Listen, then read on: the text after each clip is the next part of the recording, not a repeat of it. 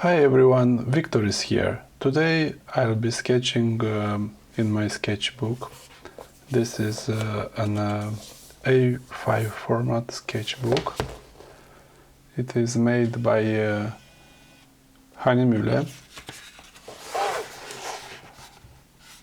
It's made of 90% bamboo fiber and 10% cotton rag. It's 105 grams per square meter, and it has a slightly porous surface. It's not very smooth. It's more suitable for pencil, but I'll be using today this pen, Uni-ball rollerball pen. It's black pen, 0.7. So I'll be drawing today some plants around my house. I'll do a double spread page. I started this sketchbook recently. It's suitable also for colored pens.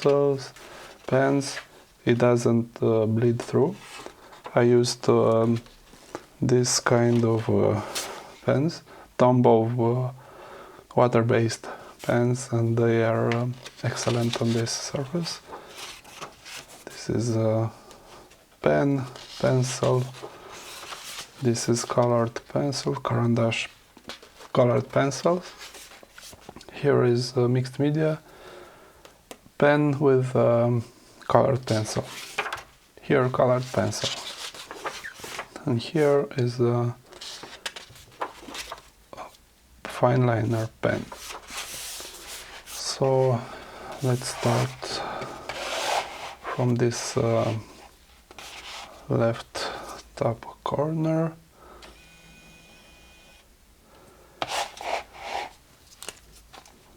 I'll do these succulent plants. I bought them from a botanical garden in Bucharest. So for the moment I'm outlining the contour of these plants. They are not very pretentious, they don't need much watering. I can forget for days to water them, and they are still green. So these leaves have this specific shape.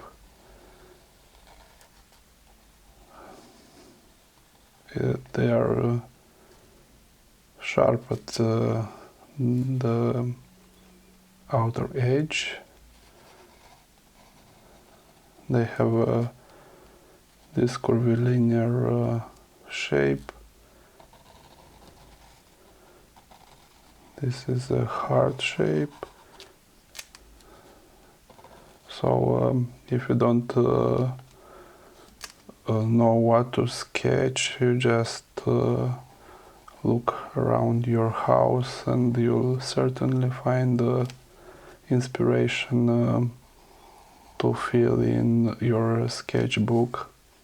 This is a fun exercise, just to feel like a pattern, a double spread page of your sketchbook. Now let's do the same plant from other perspective, so you can vary the proportions. You don't need to represent them at 1:1 ratio. You can vary them. Just uh, keeping the proportions right. Now I'm doing the whole plant. It has this stem overlapping with this leaf.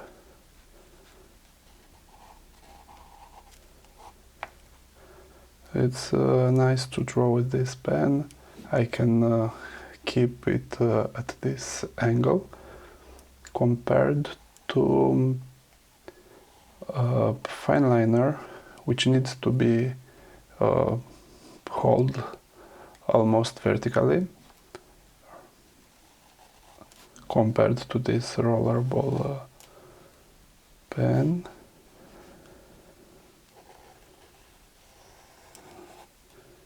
The leaves are squiggly here. There is a little friction between the nib of the pen and the paper, yet it glides satisfactorily.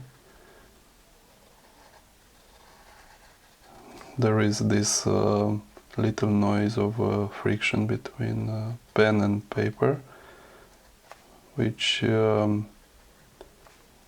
is connecting to the process of drawing. When hearing this sound, there is like eye-hand coordination. Now it's sound visual coordination. Now it's another succulent plant which has this ragged line. On the edges there are these prickles, and they might sting you. The shape is simple. When drawing plants, there are many patterns that can be repeated. The only concern now is to keep the general shape of this plant, because all the leaves resembles between them. They have almost the same shape with a little variation. I think it will not fit on my page, but it doesn't matter, because it can go outside of the sketchbook. The sketchbook is like a viewfinder of a photo camera, or like a screen of a TV or phone. So this also gives the illusion that the drawing goes outside of the pages of the sketchbook. This is the third succulent plant that has also prickly leaves. They have seen from above, you can notice some kind of symmetry. There are two leaves that are opposite, then another one that goes beneath them, like this. So this ragged line is specific for these succulents. The symmetry is not all the way, only for some leaves.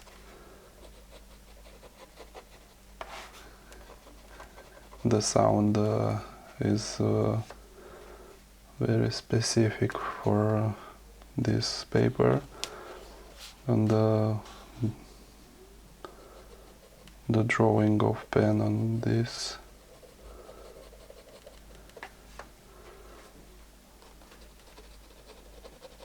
So important for this kind of drawing is to notice the outline and the general shape. Now the last plant, which has a specific smell. Not everyone likes it, but I like it. I just looked up, they are called geranium or pelargonium. They are not pretentious, don't need much watering. When I was little, I had such kind of flowers at my home, and I liked looking after them. Also, recently I remember that I had many cactuses at home. I liked them. In the summer I would bring them outside to have the full sun on them. Some of them had flowers, even though cactuses blossom quite rarely.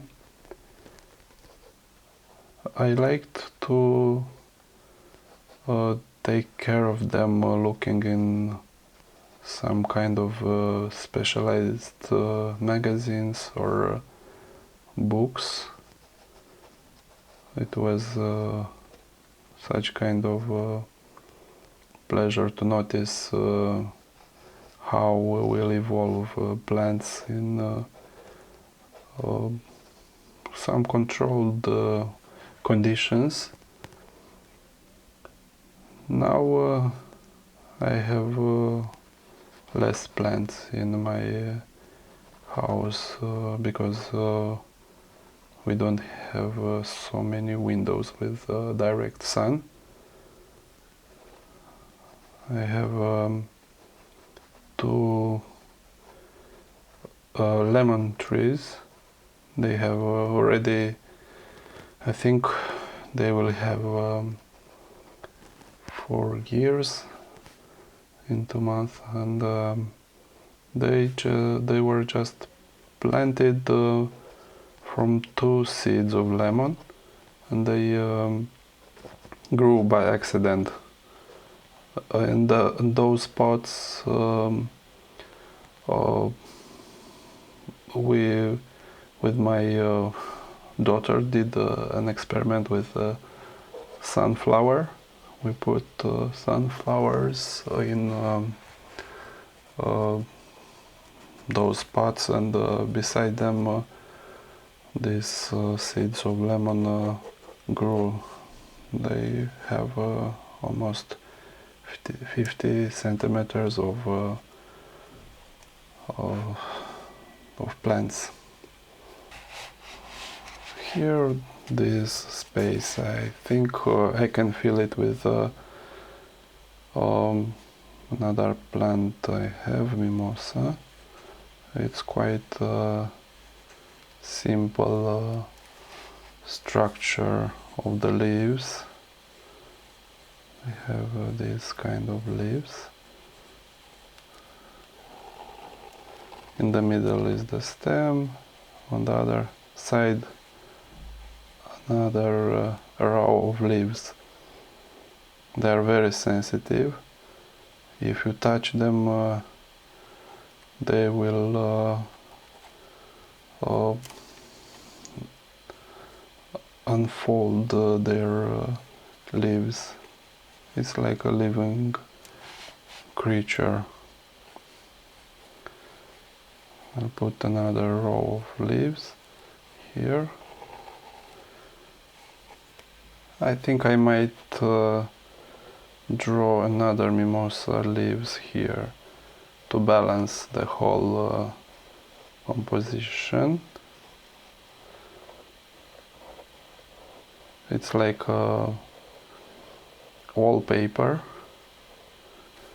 this pattern with leaves and plants. Most of wallpapers I've seen are made of plant patterns.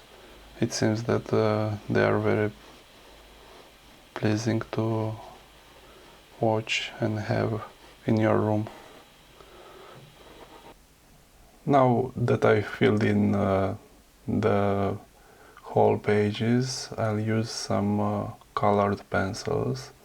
These colored pencils from Cretacolor and Caran D'ache. So I've got here grass green, moss green light, emerald, and this moss green dark. Let's see how they will cover this drawing. Let's start with the lightest green, cross-hatching or with circular motion. The stem. This paper is very satisfying with the colored pencil. There is a bit of tooth and grain. Let's try another color. This one, moss green dark. If I press harder, I'll get a darker tone. So just for variation, I'll vary these greens between them, even though the true color might be other green. Now with this darker green, I'll add some dark leaves in the shadow. So I'm just filling in this space. This is the fun part. It's like coloring in color me books with very abstract shapes or whatever you like. If I use the side of the pencil, I get more efficient covering a larger surface. But if I want to do more details or darker, I press on the sharp side of the nib of the lid.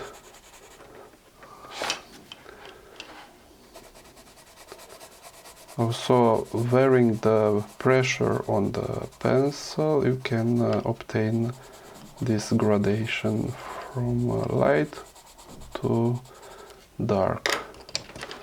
Let's try this one. It covers very quickly, like this. I think I might add some darker tones on top of this, or some shades.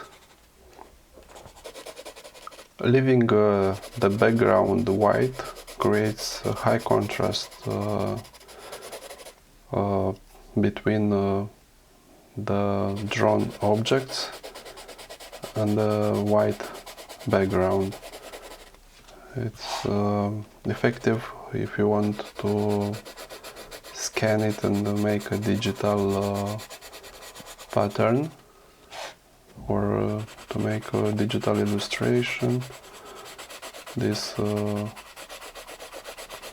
clean white is very bright. I chose this sketchbook because of this white. I like the sketchbooks that have a yellowish tone of paper, but for some purposes I want to try the really white paper like this. On top of light green I'm adding this pattern of these short lines. It creates the illusion of this texture on this plant. It's specific for this flower.